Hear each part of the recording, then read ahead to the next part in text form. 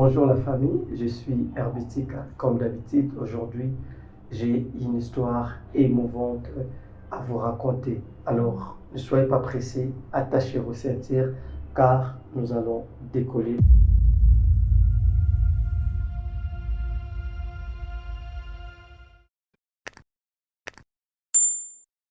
Aujourd'hui, notre histoire va parler d'un phénomène appelé le kintsugi. C'est un phénomène qui a été, comme on peut dire, donc une jeune dame au nom de Sylvie était victime de ce phénomène appelé le kintsugi.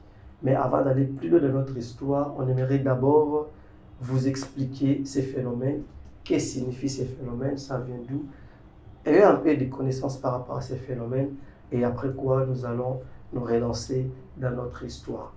Place à l'explication. On retrouve cette pratique chez les peuples Yansi en République démocratique du Congo.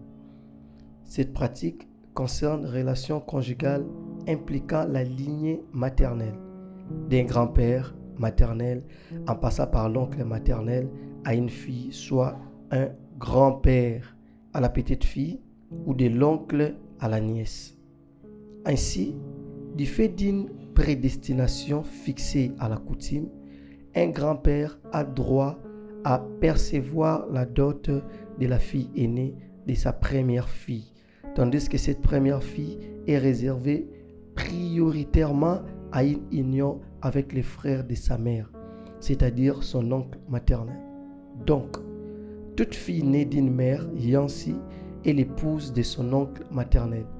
Telle est la loi du phénomène culturel et traditionnel dénommé kintsugi. Le peuple Yansi est caractérisé par le respect de la parole, dont le non-respect entraîne de graves répercussions surnaturelles. En effet, les membres de la société Yansi ont pour obligation de suivre certaines logiques liées à l'univers traditionnel et spirituel dans lequel ils évoluent, qui est celle de donner à l'oncle maternel, le frère de la mère de la fille aînée, à son oncle qui devient éventuellement son mari. Un fait souvent caché qui devient un secret à ne pas divulguer en raison de la honte et du mépris des autres communautés. C'est ainsi que les jeunes filles se trouvant dans cette situation en général n'avouent pas aux autres la réalité dans laquelle elles traversent.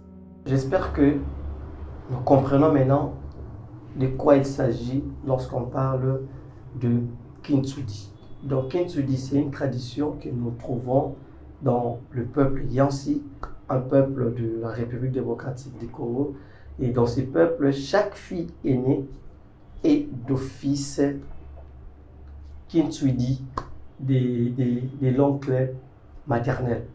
Donc l'oncle a le droit de percevoir la dot ou encore et entre guillemets le mari de la fille aînée de sa sœur.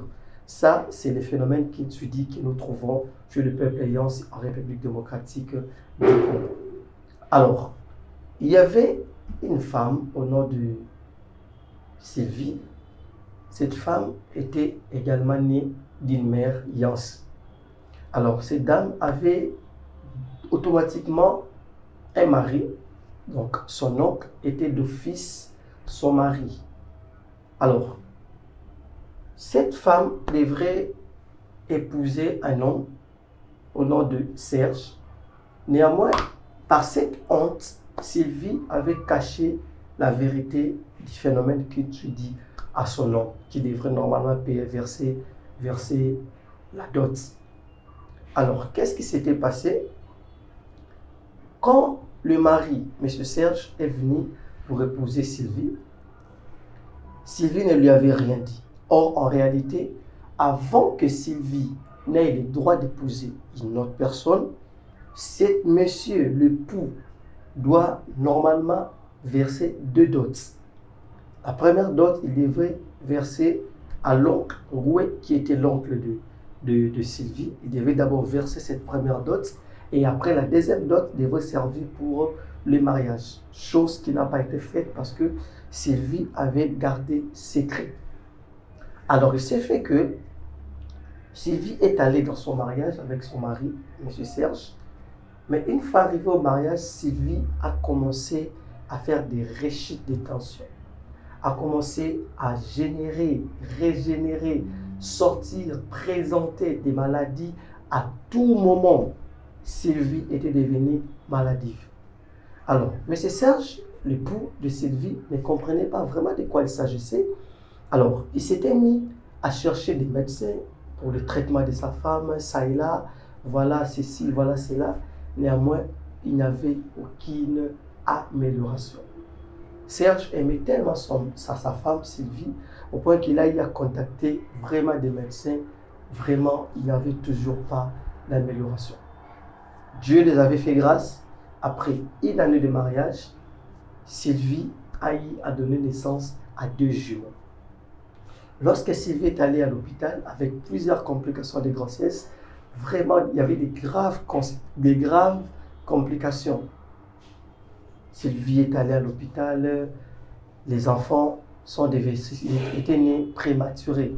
Les enfants étaient prématurés et ils l'avaient directement conduit dans comment on appelle ça, là où on place les enfants, c'est pas couveuse, je sais pas moi comment on l'appelle ça, j'ai oublié. Lorsqu'un enfant est prématuré, on avait placé les enfants là-bas parce qu'ils étaient prématurés. Et Sylvie, après quelques temps, a récupéré ses enfants et sont rentrés à la maison. Après toutes ces complications, rien ne s'améliorait en fait dans ces couples. Toujours des maladies, jusqu'au point qu'il y avait un jour, Sylvie était à la maison, a commencé à sentir comme s'il y avait des ulcères dans sa peau. Tellement qu'il y avait des complications, cela affectait sa santé au point que même son mari avait du mal à sortir avec sa femme. Mais par amour, et il n'avait pas de choix, donc il devait tout simplement montrer l'amour envers sa femme.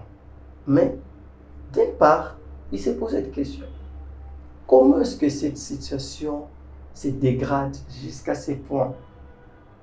Il a posé la question à sa femme Sylvie, qu'est-ce qui ne va pas avec toi? On vivait très bien avant le mariage, mais juste après notre mariage, tout a complètement changé.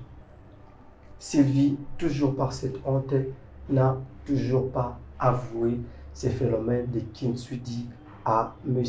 Serge. Jusqu'au point que, tellement la maladie était grave, Sylvie s'est rendue à l'hôpital auprès de son médecin, jusqu'au point que le médecin lui a interné et il a appelé son mari pour lui dire: la situation de ta femme est tellement grave, je ne peux jamais la libérer de l'hôpital, elle doit rester pendant un moment pour que je puisse faire le suivi de sa santé. M. Serge n'avait pas de choix parce qu'il cherchait la guérison pour sa femme. Il a accepté que sa femme reste. Quelque temps après, au lieu qu'il y ait l'amélioration, les choses ne faisaient que s'empirer jusqu'à ce que Sylvie avait perdu sa vie. Et après cela, M. Serge s'est rendu à l'hôpital, on lui a dit: non, voilà, ta femme est morte, et tout. En pleurant au jour du deuil, c'est à ce moment-là que les parents de Sylvie étaient venus informer à M. Serge que voilà, notre fille était victime du phénomène de Kintsugi. Alors imaginez un peu le mal que M. Serge avait ressenti en ces jours-là. Alors, si on a pris cette histoire, c'est pour nous dire tout simplement, lorsqu'on est en couple, il faut ne pas se cacher des choses. Surtout pour vous qui êtes mariés, le secret de la vie conjugale, c'est le partage. Vous allez me poser des questions, mais comment est-ce que tu nous dis ceci pendant que tu n'es pas encore marié, Herbie n'est pas marié? Mais nous entendons des choses, nous écoutons des choses, on se prépare aussi par rapport à ça. Raison pour laquelle je vous dis, dans l'amour, il faut apprendre à partager. Si Sylvie avait dit à son homme que si je suis malade, si je souffre présentement, c'est parce qu'il y avait un problème qu'on devrait régler, les problèmes de Kintsugi. Moi, je crois que par l'amour que Serge avait, il allait verser une deuxième dose à l'oncle maternel, pour que ce phénomène soit réglé. Ne nous cachons pas des choses. Le Kintsugi, c'est un phénomène qui a vraiment compliqué beaucoup de couples. Et je vous conseille, mes chers sœurs et anciens, si vous êtes concernés par ces phénomènes, Ça ne sert à rien de garder secret. Dites à vos hommes pour éviter les pires à venir. C'était Herbitique à la présentation de l'histoire annoncée. Je vous invite massivement à vous abonner à notre chaîne.